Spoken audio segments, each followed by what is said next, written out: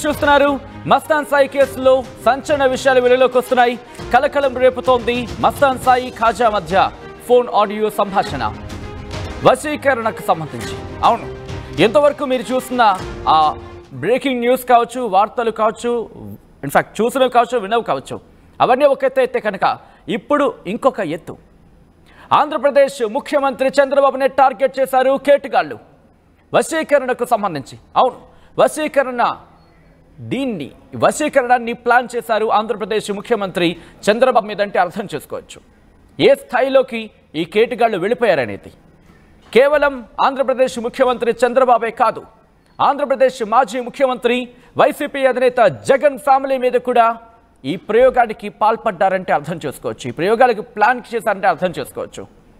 మహిళని వశీకరణంతో ఎలా లోబర్చుకోవాలి అనే అంశానికి సంబంధించి వీళ్ళ కాన్వర్సేషన్ జరిగింది. జగన్ ఫ్యామిలీని కూడా టార్గెట్ చేశారు.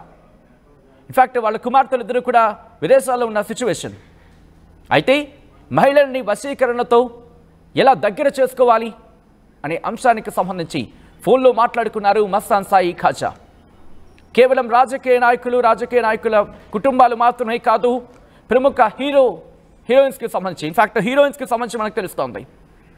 హీరోయిన్స్ మీద కూడా వశీకరణానికి సంబంధించి ప్లాన్ చేశారంటే అర్థం చేసుకోవచ్చు. హీరోయిన్ పూజా హెగ్డే, శృతి హాసన్పై కూడా వశీకరణకు ప్లాన్ చేశారు ఈ కేటుగాళ్ల ప్లాన్తో ఉలిక్కి పడుతున్నారు పరిచయస్తులు. అవును, వీళ్ళ ప్లాన్స్ ఏ స్థాయికి చేరిపోయాయో, వీళ్ళ దుర్మార్గం ఏ స్థాయికి చేరిపోయిందో అర్థం చేసుకోవచ్చు. వీళ్ళ అరాచకం ఏ స్థాయికి, పతాక స్థాయికి చేరిపోయిందనే అనుమానాలు కలుగుతున్నాయి.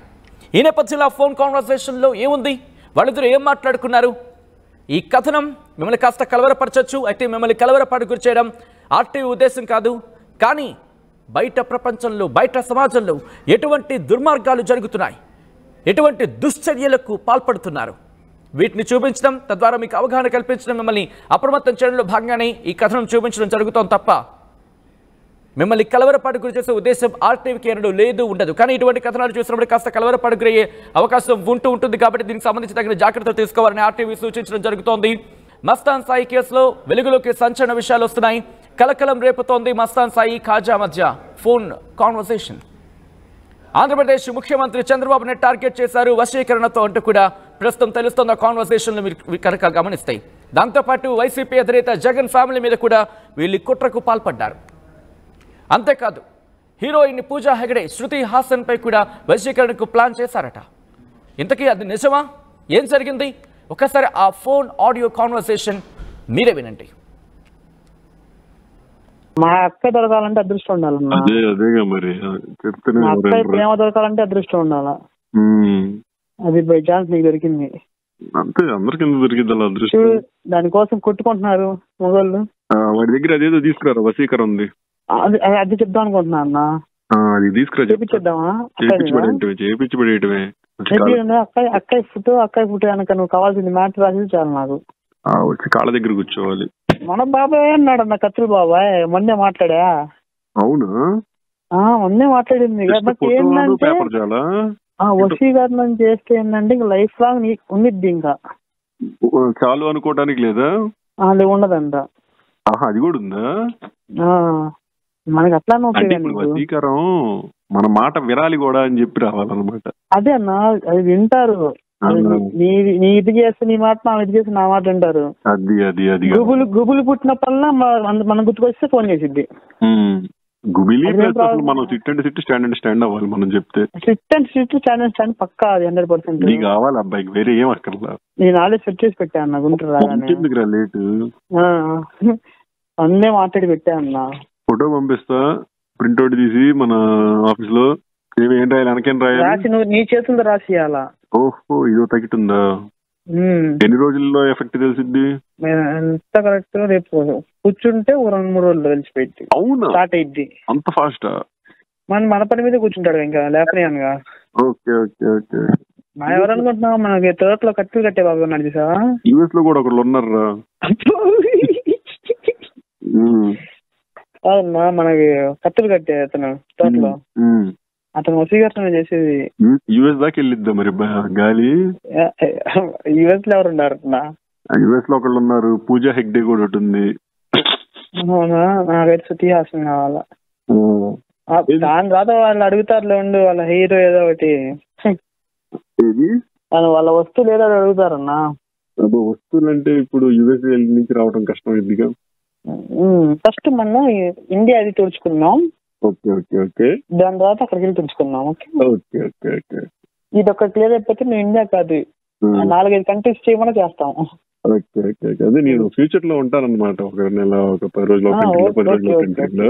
నేను మొన్నే మాట్లాడి పెట్టాను మొత్తం.